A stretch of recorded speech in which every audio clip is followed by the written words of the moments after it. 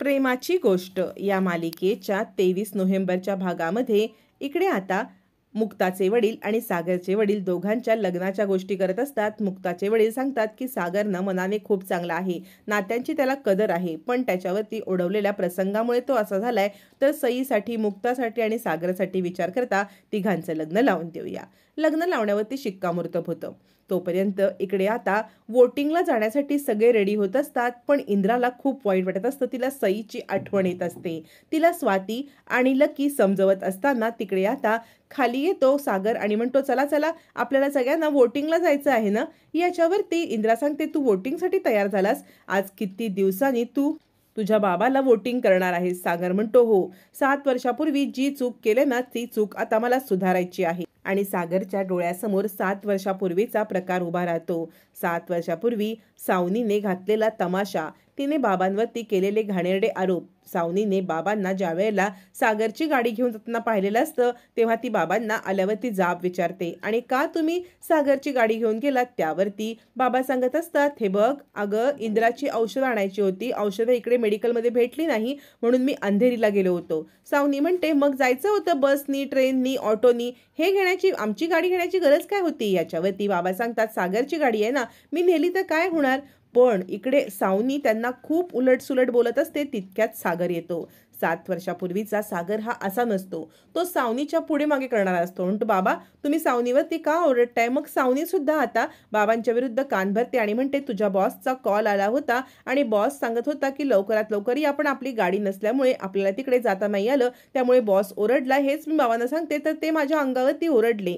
त्यावरती आता खोटं खोटंच सगळं सांगितल्यावरती सागर म्हणतो, बाबा तुम्ही सावनीला असं बोलायला नको होतं, तुम्ही तिची माफी मागा। यावरती आता बाबा खूप चिडतात आणि सागरला सांगतात, तू न बायकोच्या आहारी गेलेला आहेस, तुला खरं काय खोटं काय याबद्दल काही जाणून घ्यायचं नाही। यापुढे मी कसाही जाईन, काहीही करीन, पण तुमच्या गाडीला हात लावणार नाही, असं म्हणत बाबा चिडतात। सागर म्हणतो, बघितलं साई, कसं ते सावनीचा अपमान करतायत? बाबा परत येतात आणि म्हणतात, कोण कोणाचा अपमान करतोय हे तुला समजत नसेल ना, तर डोळ्यावरची झापडं काढ। आणि सागरला 7 वर्षापूर्वीचा प्रसंग आठवतो, आपण बाबांशी कसं वागलेलं आठवतो, आणि ती चूक सुधारण्यासाठी, बाबांना जिंकवून देण्यासाठी सोसायटीच्या मीटिंगमध्ये सागर सज्ज झालेला असतो।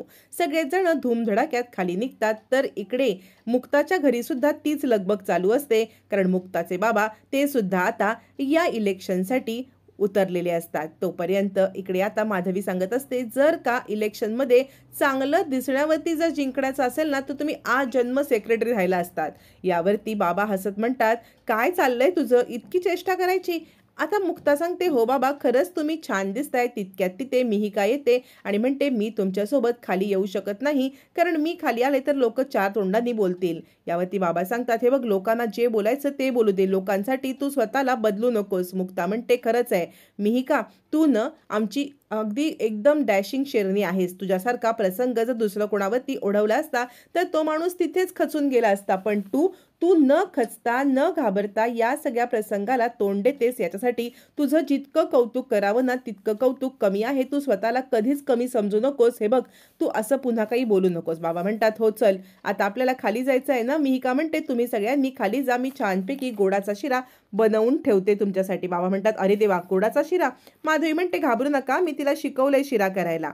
मग सगळेजण आता धूमधडाक्यात खाली येतात।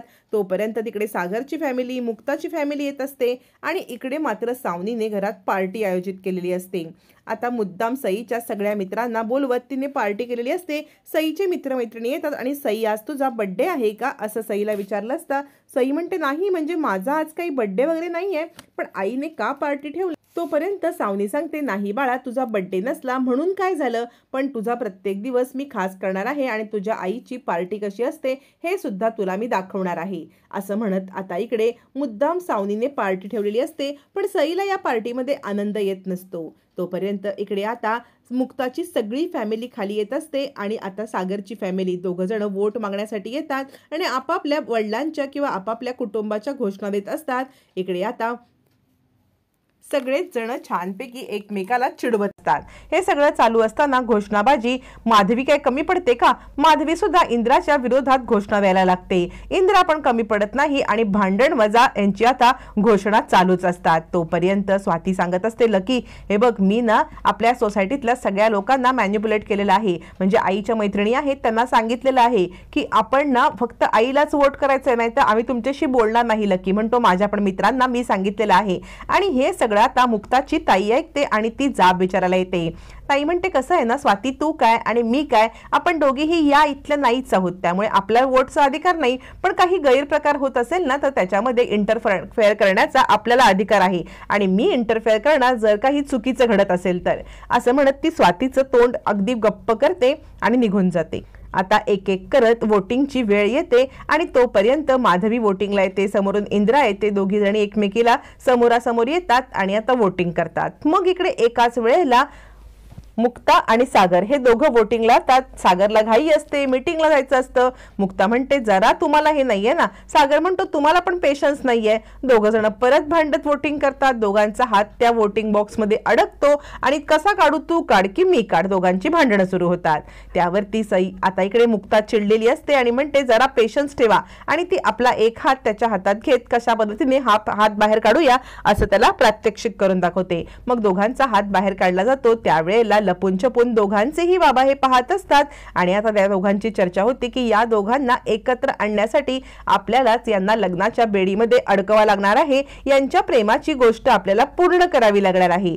आता खरंच दोघं मिळून प्रेमाची गोष्ट सागर आणि मुक्ताची पूर्ण करत दोघांना एकत्र आणण्यामध्ये यशस्वी होणार का, हे मात्र येणाऱ्या भागातच कळणार आहे।